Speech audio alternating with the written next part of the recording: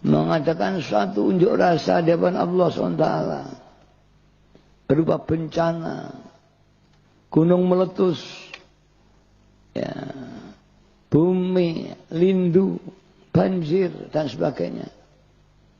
Yang itu semuanya bima kasabat aydin nas, karena perbuatan manusia.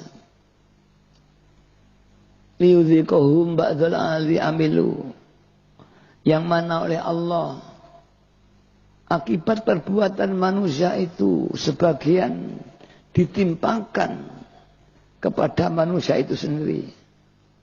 La'allahum yarji'un, kiranya mau kembali kepada Allah SWT. Maka melihat ayat ini para hadirat, semua bencana-bencana ini sungguhnya peringatan dari Allah. Peringatan pada kita yang kita terus berlarut-larut menuruti hawa nafsu. Semua perbuatan kita tidak ada yang punya nilai ibadah. Hanya dorongan nafsu. Ingin kaya, ingin itu, ingin ini. Yang semuanya tidak dilandasi niat ibadah kepada Allah. Hingga semuanya termasuk kita ini hanya mengabdikan diri kita kepada diri kita sendiri. Mengabdikan diri kepada kemauan-kemauan kita. Tidak pernah mengabdikan diri pada kemauan Allah.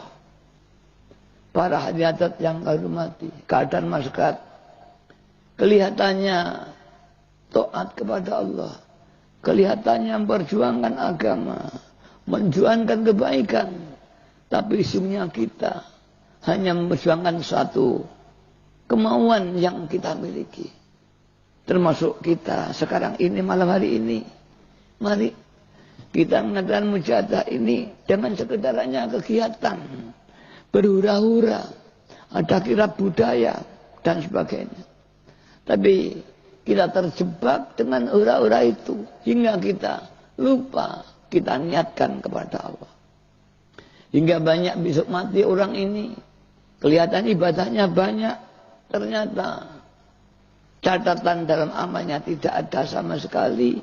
Karena ketika di dunia semua perbuatannya termasuk ibadahnya tidak memiliki karena Allah. Lebih daripada itu kita sholat, kita puasa, kita zakat, kita haji. Bukan karena Allah semata. Karena kita ingin berhaji, dinilai orang ahli haji. Kita berjuang biar dikatakan ahli berjuang. Kita bekerja bukan ingin apa itu karena Allah, karena ingin dari harta. Mari para hadirin. Apalagi kita sebagai bangsa Indonesia, sebagai rakyat, sebagai pejabat, mari rakyat kita harus mengabdi kepada Allah SWT. Dalam pengabdian kita kepada negara kita harus diniati mengabdi ibadah kepada Allah. Yang pejabat pun juga harus dalam mengatur, mensejahterakan umat ini. Jangan hanya sekedar tugas negara, tapi adalah perintah Allah untuk bersatu bernegara, membangun umat dan masyarakat karena Allah SWT. Jika kita mau demikian ini, insya Allah semuanya perbuatan kita akan punya nilai ibadah hingga besok di akhirat ini nanti. Catatan ibadah kita banyak. Para hadirat yang kami hormati, ilmu ini kita semua tahu. Kita ngaji di mana-mana, terutama Penghalawaidiyah. Yang kita baca, kita peringatkan hanya lillah dan billah. Lillah harus nantiasa.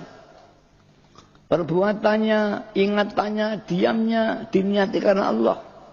Makan karena Allah, bukan karena lapar. Tidur karena Allah, bukan karena ngantuk. Kita bekerja karena Allah, ibadah, bukan cari uang. Kita berobat bukan karena sakit, karena perintah Allah. Dan harus kita sadari lillah billah. Yaitu la haula wala quwata illa billah. Kita hidup, dihidupkan Allah. Kita bergerak, digerakkan Allah.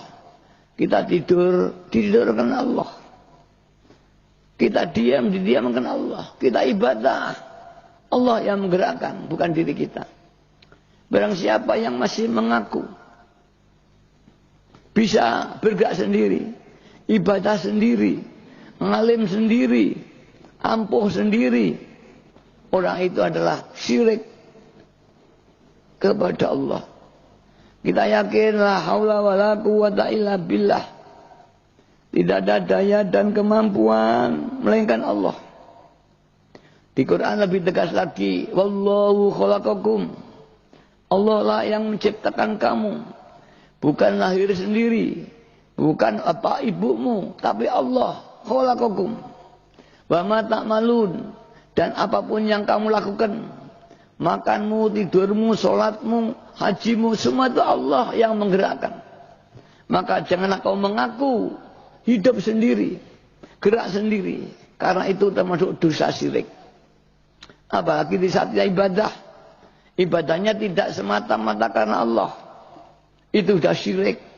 Ditambah lagi mengaku bisa ibadah, indah seujub, riak, bahkan kalau perlu takabur kita. Di mana akhir ibadah kita menjadi maksiat semuanya para hadirin. Kita tidak sadar, walaupun kita tahu ilmunya. Kita tahu ilmunya. Kita harus zikir kepada Allah. Tapi kenyataannya kita tidak pernah ingat kepada Allah. Itulah anak ilmu dan sebuah realita. Seperti saya mengatakan, seorang sarjana ekonomi tapi dia melarat hidupnya. Dia seorang ulama, dia tidak punya amal perbuatannya. Inilah para hadirat, bahwa ilmu dan amal jauh berbeda. Para hadirat yang kami hormati, kita pengawal wahidiyah dituntun lillah dan billah, menjadi Abdullah yang hakiki, hamba Allah.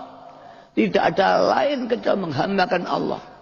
Kita makan, perintahnya Allah. Kita tidur, perintahnya Allah. Kita bekerja, kita bersekolah, anak-anakku yang belum tidur. Kamu sekolah bukan semata mencari ilmu, tapi karena perintah Allah, ibadah. Dan kita bisa bergerak karena Allah. Tapi kenyataannya para hadirin, ini sangat sulit sekali. Karena ilmu bisa kita dengar, kita bisa membaca. Tapi kalau kita amal hidayahnya Allah, apalagi dalam kajian-kajian tasawuf, bahwa orang tidak akan bisa ingat kepada Allah kalau hatinya tidak mampu melihat Allah SWT. Karena itulah Rasulullah bersabda, wa'mal ka'annaka tarahu wa ilam takun fakun fa innahu yaraka. Beramal ibadah bahwa kau seolah menghadap Allah. Tingkat hadirnya hati kepada Allah, ka'annaka tarahu, seolah-olah kau melihat. Jika tidak bisa, ya agak turun. Fa innahu yaraka, hendaknya kau merasa dilihat. Tapi kenyataan kita sulit sekali. Sekarang aja mari, dalam keadaan saya di podium, sambil mendengarkan, membahas Tuhan, tapi hati kita mungkin lupa kepada Tuhan. Mari para hadirat, yang kita sekarang membahas tentang lillah dan billah, jangan sampai hati kita lupa kepada Allah Ta'ala. Lillah dan billah kita terapkan. Itulah para hadirat. Tapi apabila orang yang telah mampu melihat Allah, sama dengan orang melihat lapangan ini, pasti dia ingat dengan lapangan itu.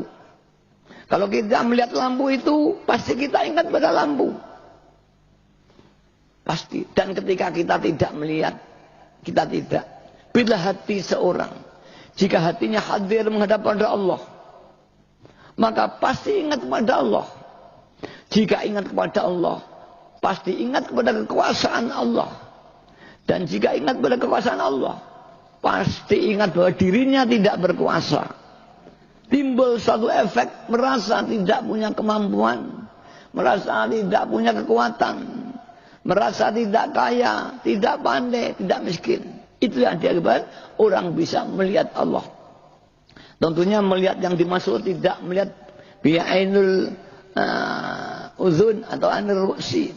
Tidak dengan mata kepala, tapi mata hati. Para hadirat yang kami hormati, dalam kajian tasawuf, jika hatinya orang itu sudah hadir di hadapan Allah, Karena nur ilahiyahnya Allah.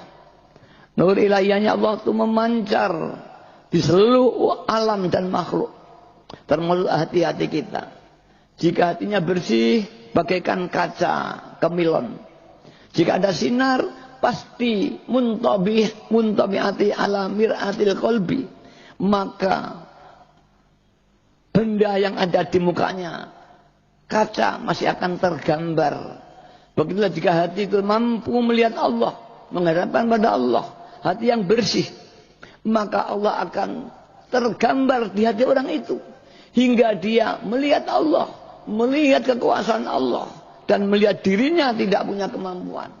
Hingga pasti merasa billah.